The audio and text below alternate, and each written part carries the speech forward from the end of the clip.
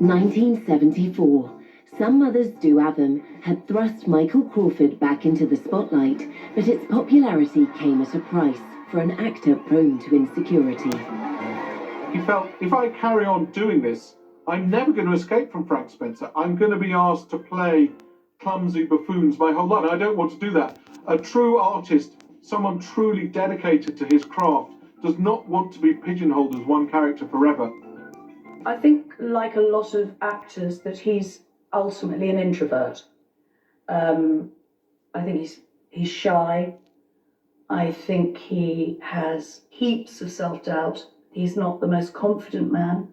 All performers are insecure. You know, every time you go to work, you're being judged. It's every performance you're being judged, and it brings out insecurity. When the chance came to put Frank Spencer behind him and take the lead role in a West End musical based on the novel Billy Liar, Michael jumped at it. But to succeed in the part, he needed to get into training. He's one of the few people who you know that if you say, can you do this? And he'll think about it and agonize about it for ages. But he will always say yes when he's 101% confident he can deliver. I first met Michael when I trekked out to Wimbledon at his house there to give him some dance lessons. My classes were all the rage, and Michael asked me to give him some private dance lessons because he was about to go into the musical Billy, and he wanted to warm up, get fit, not so much learn to dance, but have the ability to physically contact his entire body, so it was ready to do the choreography in the show.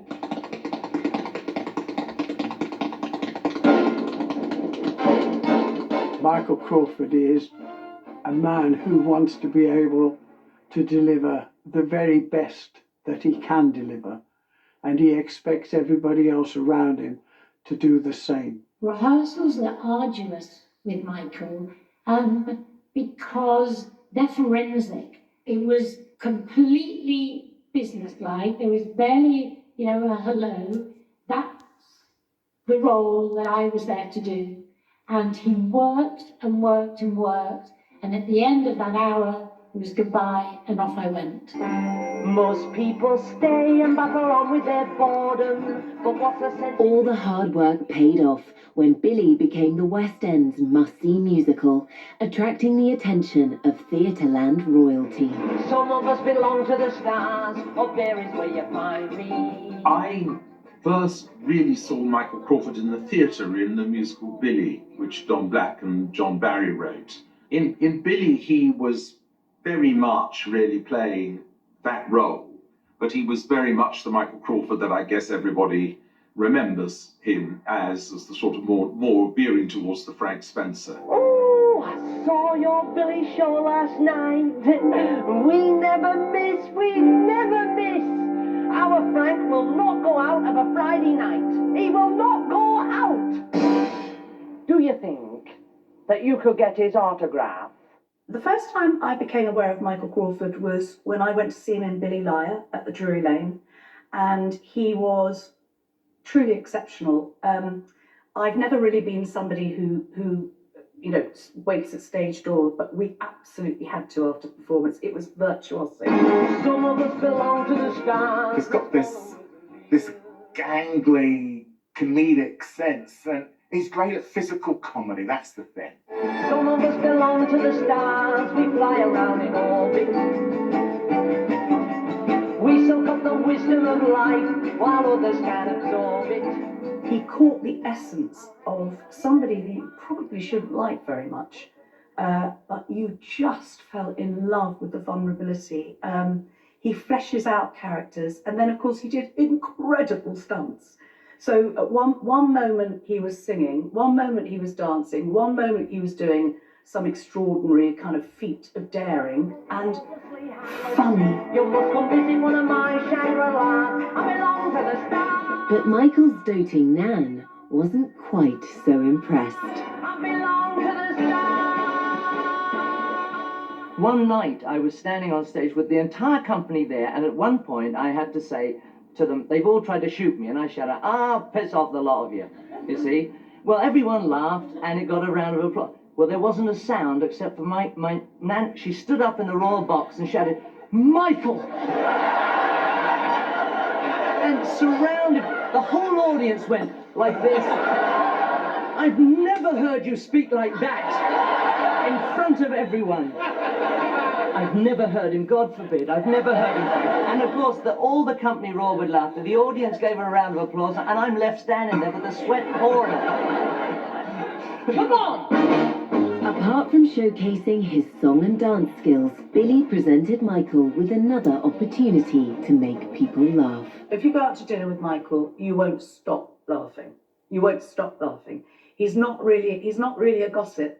He is just somebody who's so fast, and it's a laugh. When he's on it and he can entertain you for hours. I've been at dinners where he's been fascinating, and he will talk, and he will. I mean, some of his anecdotes are really pretty extraordinary. And when Michael tells his stories, Barbara Streisand, Gene Kelly, they are just wonderful. We do a lot of tweeting to each other, and they just get ludicrous, our tweets. They go off into some strange world, and you think, this is very childish, but it's kind of fun. He's got funny bones. He's a funny man, and that's part of his appeal. Billy had reinvented Michael Crawford once again and pointed the actor in yet another direction. Michael Crawford's career is so astonishing. It keeps taking you by surprise. Just when you think you've nailed him down, he jumps up and he does something completely unexpected. I think he is always looking for the new, because I think if you're that versatile, to do the same thing all the time would be infuriating, because you'd feel like you're using about a tenth of your talent. So yes, I think he's a man who always looks for a new adventure, a new take on a character. In 1980, Michael Crawford was offered the title role in the hit Broadway musical Barnum when it transferred to the London Palladium. Charity Barnum, I'll have a kiss before you leave. With pleasure, Mr. Barnum. Part of Barnum was made for him, really, when you analyse it. There was the physical side of it, doing the circus stunts and the tightrope walking, whatever he did. The pathos of the great love story with Jenny Lind, and he carried the whole show. He had to carry this massive musical. Ever the perfectionist, before stepping out on stage as the renowned showman, Michael went to New York to acquire the necessary skills. Jump now, in air. What do you mean, I'm going to go now? Yeah, sure. You ready? Okay, ready, jump. I think he likes something which actually makes him quite frightened, hence Barnum, the tightrope scene there. Just go like this, Avery. That's it. Go more. Sit like we want sitting down. That's it, great. So I send you like this, okay? Stay straight. That's it, stay. Kick. He spent 3 months training with a Hungarian tightrope expert in order to do that stunning scene where he crosses the stage on a very, very scary tightrope, perhaps 2 meters above the stage, while singing a song to go and meet his love in the royal box on the other side of the stage. No other performer in the world could do that, I don't think. And he did it 8 times a week for 5 years. That is unbelievable. In a land where the dawn is clear, in a sky where the sun's forever, on a plain where it's spring all year, darker the night comes never. It's just innate in him that if you're going to do something, do it well. There's a world that's shining with light. We hear about actors today like Christian Bale giving their all for a year before. He certainly did. He gives it everything when he takes on a role. The audience, of course, was sitting there thinking, he's going to fall off, isn't he? And he didn't. He stayed on the line. And he sang while he was walking the tightrope as well. I mean, we talk about special effects in movies and even on the stage. Michael was the special effect in that show. Michael Crawford was like £3 million just to insure him for the antics that he got up to. I remember years later, I was in Lady in the Dark, and I had to walk a tightrope across the entire Littleton stage. No insurance whatsoever. He didn't consider me the same sort of value. Town Farm, and direct from the Royal Zoological Society of London, the king of all pachyderms, Jumbo! You think this is going to be a hit? Yes, definitely. You think it's a hit? Yes, definitely. Marvelous. This is the first musical I've ever seen. I'm from Russia. And you really enjoyed it? Yes, I really enjoyed it. Do they have this sort of musical in Russia? Of course they do, but probably not so dynamical and marvelous.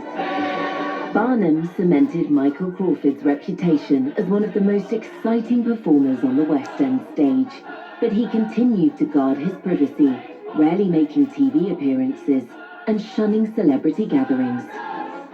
He's a very private person, and so I haven't really had very many occasions where I've been with him, sort of as it were, on my own. But I think his career is really everything to him. And he's one of those people who is sort of on duty really all the time. I think that Michael Crawford is always a performer, I think. And in a way, the person who talks in interviews is a little bit like, there's evidence of training there as much as when you see him acting a part. He's extremely, I think he'd be almost impossible to interview. I think, nobody could crack him. Michael is a complex man, but he's also a very private man, has a nervous disposition, which is one of his great charms. But it certainly doesn't show when he's performing. Crawford looked unstoppable and was about to be offered a role that would propel him onto the global stage and come to define his career. Went round and heard Michael sing, and there was no doubt in my mind that he was our Phantom from that moment.